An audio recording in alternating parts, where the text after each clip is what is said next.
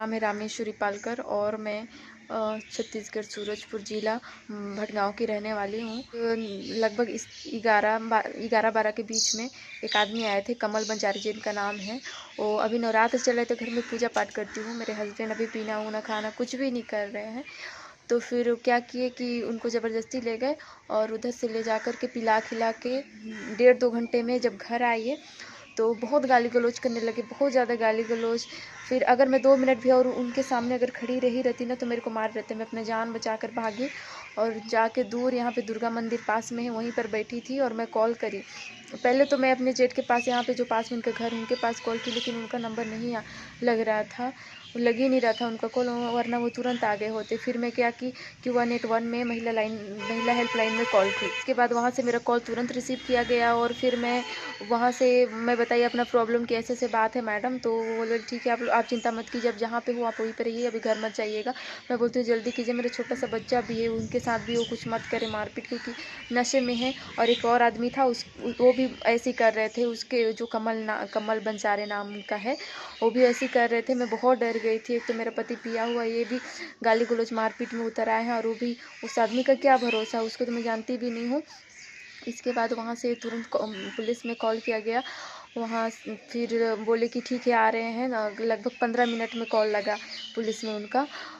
महिला हेल्पलाइन से madam call करी। फिर एक पौने घंटा हो गया था तब तक मेरे को इंतज़ार करते करते। पुलिस वाले कि आप वहीं पे जहाँ पे बैठी वहीं पर रहिए, हम लोग आ रहे हैं। तो मुझे क्या पता था, वहाँ से एक पुलिस वाले आया, बस एक ही पुलिस वाला था, बाइक में आया। इसके बाद मेरे को बोलता है कि आप ही हैं? तो मैं बोलती हूँ हाँ। तो मेरे को बताइए। मैं बहुत रो रही थी उस वक्त, बहुत ज़्यादा रो रही थी। फिर मेरे को बोलते हैं कि वहाँ महिला हेल्पलाइन में कॉल करने की क्या ज़रूरत था, यहाँ से थाना 3 किलोमीटर दूर है मेरे घर से। तो बोले थाना नहीं आ सकती थी, वहाँ कॉल करने की क्या ज़रूरत था। मैं कुछ नहीं बोली, मैं तुरंत 181 में फिर से कॉल करी। मैं बोलती हूँ मैडम ऐसे ऐसे सर आए हैं, वो बोल रहे हैं। बोले कि चलो तुम आगे आगे चलो, तुम्हारे पीछे मैं आ रहा हूँ घर का, तुम्हें देखते देखते घर तक पहुँच जाऊँगा। मैं बोलती हूँ ठीक है सर आइए। फिर मैं आते वक्त कॉल करी मैडम को, बोलती हूँ मैडम ऐसे बात है, सर बोल रहे हैं कि कॉल क्यों करी, वहाँ हम लोग के पास आ सकती थी।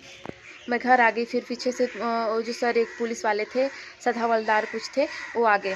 इसके बाद बोलते हैं गेट से ही पास है, क्योंकि मेरे पति जब मैं आई तो मेरे हस्बैंड वहाँ नशे में, क्योंकि पौने घंटा हो गया था, इन लोग और ड्रिंक किए होंगे और ज़्यादा नशे में हो गए। इसके बाद दिन में खाना वगैरह तो खाए नहीं थे। फिर उल्टी खूब कर रहे थे, बहुत ज़्यादा उल्टी वगैरह किए हैं। अभी भी अब साफ नहीं किए, क्योंकि वो अभी भी लेटे हुए हैं वहीं पर जहाँ पे लेटे हुए थे। इसके बाद पुलिस वाले बोलते हैं बाप रे ऐसे हो रहा है, जाओ वहाँ पे खड़ा हो जाओ, वहाँ उसके सामने, तुम्हारे पति के सामने। तो मैं बोलती क्यों सर? बोलते खड़े हो जाओ। इसके बाद फ़ोटो वोटो पता नहीं क्या क्या खींचे, भगवान जाने। तुरंत ही कॉल करते हैं, बोलते हैं किसी अपने उच्च अधिकारी के पास, बोलते हैं कि सर मैं यहाँ इन लोग का समझा दिया गया है, इन लोग को समझा दिया हूँ और इनका घरेलू प्रॉब्लम है, हम क्या करें, इनको समझा दिया गया है और सब कुछ ठीक हो गया है, ऐसे करके। तो मैं बोल रही हूँ सर कहाँ समझाएं ऐसे करके। इसके बाद मैं समझ गई कुछ नहीं करेंगे। फिर मैं अपना मोबाइल रखी थी और मैं बैग का कैमरा चालू करके रखी थी और ऐसे पकड़ी थी कि उनको पता ना चले, लेकिन वो पुलिस वाले को शायद पता चल गया हो, पता नहीं चला था। फिर मैं रिकॉर्ड कर रही थी, वो कुछ भी हेल्प नहीं कर रहे थे, इधर उधर बस वो कर रहे थे, बात कर रहे थे, पता नहीं किसी से बात कर रहे थे, बस एक ही पुलिस वाले थे और मेरी एक भी नहीं सुन रही थी, एक भी। मैं बहुत ही परेशान थी उस वक्त। और जब महिला हेल्पलाइन में कॉल करी तो मैं वो क्या बोलते हैं, सर बोलते हैं इसका फ़ोन रखो, अभी फ़ोन काटो ऐसे, पर मैं फ़ोन नहीं काटी थी। फिर सर पूछे कि मैं बोलती हूँ सर एक आदमी था कमल बंजारे, वही पिलाने इसको ले गए थे, उससे तो बात कर लीजिए, वो ऐसा काहे कि हम लोग का घर बर्बाद क्यों की, इसको क्यों पिलाने ले गए नवरात्रि के टाइम ज़बरदस्ती। तो बोलते हैं ठीक है बात कराओ इसके। मैं बोलती हूँ उनका नंबर वंबर मेरे पास नहीं है, लेकिन मैं उनका वीडियो बनाई हूँ, उनका वीडियो जब जा रही थी तो मैं उनका वीडियो बना दी थी। तो फिर मैं उनका वीडियो दिखा रही थी, उसी समय उस सर गलती से उनका वीडियो सर का बना के रखी थी, वो वाला वीडियो देख लिए। फिर बोलते तुम ज़्यादा होशियार हो गए, चालाकी करती हुई, ऐसे वैसे मेरा मोबाइल तुरंत छीन ली, तुरंत मेरे हाथों से मेरा मोबाइल। इसके बाद मोबाइल छीनने अपने उच्च अधिकारी जो भी पुलिस वाले थे उनके, तो फिर उनके पास कॉल करते हैं, इनके बोलते हैं सर ये लड़की तो बहुत होशियार है, 2-2 3-3 4-4 फ़ोन रखी है और कॉल करी है, ऐसे बोल रहे हैं। और मेरे पास एक ही फ़ोन है, मेरे हस्बैंड का फ़ोन। वो खुद बोले कि पानी डाल रही हो तो फ़ोन को हटा लो, बोले कि इनके ऊपर पानी डाल दो, तो पानी में डाली। बोलते फ़ोन को हटा लो, उनका फ़ोन भीग जाएगा। तो मैं फ़ोन अपने हाथों में रखी थी। बोलते मेरा वीडियो बनाई है सर, ऐसे बहुत इसका मैं हम लोग मदद करने आए हैं, ऐसे ऐसे वीडियो बना रही है। तो फिर मैं बोली सर आप लोग क्या मदद कर रहे हैं, ठीक है अगर मैं वीडियो बना भी ली हूँ तो आप लोग मदद कर रहे हो तो अच्छी तो है बात है ना, मदद कर रहे हो उस टाइम का आपका वीडियो बनाई हूँ तो फिर तो उसमें कोई गलत नहीं है। अगर आपका कोई गलत वीडियो बनाई हूँ, अगर आप अच्छे से मेरे से पेश नहीं आ रहे हो, मेरे से अच्छे से बात नहीं कर रहे हो, तो फिर आप बोल सकते हो कि हाँ मैं आप गुस्सा कर सकते हो कि कैसे वीडियो बना दी। ये सब का कोई भी इंसान गुस्सा करता है ना, अगर सही काम करता रहता है और उसका वीडियो बना दो फिर तो अच्छी बात है। लेकिन उनको पता था कि ये वीडियो बना ली क्योंकि गलत तो यहाँ मैं ही था। फिर मेरा फ़ोन दे ही नहीं रहे थे उल्टा सीधा, और अपने वो जो सर थे उनको बोल कर रहे हैं, उनके उच्च अधिकारी पुलिस में उनको बोल रहे हैं कि ऐसे ऐसे बात है, बहुत होशियार इसका ऐसे करने आया था, इसी के खिलाफ कर दीजिए एफआईआर दर्ज कर दीजिए सर, ये इसी का किया धारा सब कुछ है। अपने हस्बैंड के नंबर से ही मैं 181 में फिर से कॉल करी, बताई मैडम ऐसे ऐसे बात है। इसके बाद वो मैडम उसको समझाई वो पुलिस वाले को कि सर परेशान है पहले से, अगर वीडियो है भी तो आपको क्या दिक्कत है, आप तो अच्छा काम कर रहे हो, तो उस टाइम का अगर वीडियो हो तो फिर क्या दिक्कत है आपको।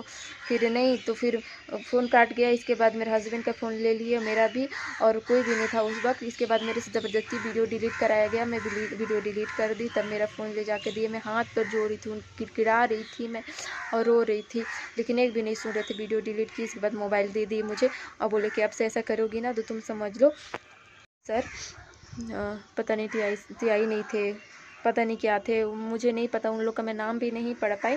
इसके बाद वो बोलते हैं, फिर मैं रो रही थी बहुत। इसके बाद बोलते हैं कि मेरे को बहुत चिल्ला के बात कर रहे हैं। थोड़ा सा भी पुलिस वालों के अंदर थोड़ा भी दया नहीं रहता है। सब पुलिस वाले होते हों और लोग होते होंगे मुझे नहीं पता, लेकिन इन पुलिस वालों के अंदर थोड़ा भी नहीं दया था, मेरे को थोड़ा भी नहीं समझे। नवरात्र का महीना चल रहा है, नवरात्र का 5वां दिन है और एक नारी पे इतना ज़्यादा अन्याय हो रहा है। मैं इसी वजह से मैं पुलिस का हेल्प मांगी थी, मैं 181 में कॉल की थी, लेकिन पुलिस भेजी वहाँ से मैडम।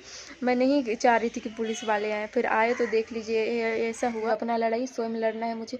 इसी सब से परेशान होकर औरत या फिर कोई भी जब कानून की हेल्प मांगता है और नहीं समझते कानून ना उसे, इसलिए मजबूरन या तो सुसाइड कर लेते हैं। सुसाइड करने के बाद जब सुसाइड मर जाएंगे तो बोलेंगे क्या ज़रूरत था मरने का, और भी तो कोई रास्ता रहा ना, मरना ज़रूरी था क्या। इसके बाद अगर मरते भी नहीं है ना, अगर किसी का साथ चले जाते तो बोलेंगे कि ऐसे थी, इसका चरित्रहीन थी, अपने माँ बाप अपने सास ससुर को नहीं समझी और किसी और के साथ भागी, और किसी और के साथ भी नहीं भगती, अकेले रहना ही चालू कर देगी तो उसके लिए भी बोलेंगे कि अकेले रह रही है, गंदा काम कर जी रही है, उसके बारे में नहीं कभी समझेंगे। या फिर वो सबसे परेशान होकर ना, अगर जो जुर्म कर रहा है उसी का मर्डर कर देती है ना, तो बोलते हैं कि मर्डर कर दी, कानून बोलेगी कि मर्डर कर दिए, और भी तो कई रास्ते थे, जान लेना ज़रूरी था, ऐसे बोलने लगेंगे। तो माता और बहनों आप लोग से मैं ही कहना चाहूँगी, किसी कानून वगैरह का मदद आप लोग ना लो, क्योंकि क्या कानून ना अंतर की भावनाओं को नहीं समझती है, कभी नहीं। मैं बहुत ज़्यादा परेशान हूँ, बहुत इतना परेशान हूँ ना, मैं बता नहीं सकती। मैं इतने दिन से काम नहीं ढूंढी, मैं परसों काम ढूंढने में गई थी, इस सब से तंग आकर कि कुछ काम कर लूँगी, घर की स्थिति संभल जाएंगी, लेकिन कुछ काम भी नहीं मिला मुझे। फिर मैं काम ढूंढूंगी, फिर करने लगूंगी मैं, और अपने पैरों में खड़ी होकर दिखाऊंगी। मुझे किसी की मदद की ज़रूरत नहीं, किसी की मदद की ज़रूरत नहीं है। मैं थक गई, मुझे कोई कानून की हेल्प नहीं चाहिए, नहीं चाहिए मुझे। पुलिस वाले तो बोल ही दिए ना, 7 साल से झेलते आ रही, 7 साल से संभाल नहीं सकती, तुम्हारे मम्मी पापा को बुलाओ। अरे मेरी मम्मी पापा को क्यों बुलाऊँ, मैं क्यों बताऊँ।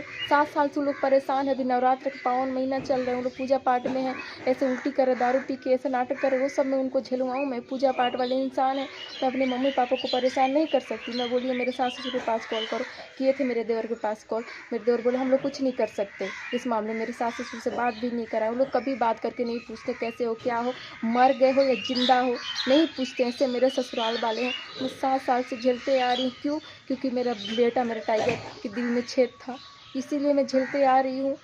और उसका इलाज कराने के लिए मैं अकेले कहाँ रहती, क्या करती, लेकिन मैं अब समझ गई हूँ, मैं अकेले जी के दिखाऊंगी, अपने बच्चे अकेले संभालूंगी, अकेले, मुझे किसी की मदद की ज़रूरत नहीं है। और आप लोग भी अब बोलोगे कि यूट्यूब में आई है व्यूज़ पाने के लिए, पैसा कमाने के लिए, तो हाँ, मैं यूट्यूब चैनल इसलिए चालू की थी ना क्योंकि मैं अर्निंग करना चाहती थी, पैसे कमाना चाहती थी और अपना ज़रूरतें पूरा करना, अपने बच्चे का इलाज करा पाना, उसको अच्छे स्कूल में भेजना, उसको पढ़ाई लिखे, उसको अच्छे संस्कार दे पाने के लिए मैं यूट्यूब में आई हुई थी। लेकिन मेरे वीडियो भी ग्रो नहीं, कुछ भी, हम पैसे कमाने के लिए यहाँ पर नहीं आए हुए थे। लेकिन आप लोग को मैं बता रही हूँ, हाँ, मैं यूट्यूब के ज़रिए आगे बढ़ना चाहती हूँ, जीना चाहती हूँ, वो भी शान से जीना चाहती हूँ, अपने बच्चों को जियाना चाहती हूँ बस। आप लोग प्लीज़ सपोर्ट करो मेरा।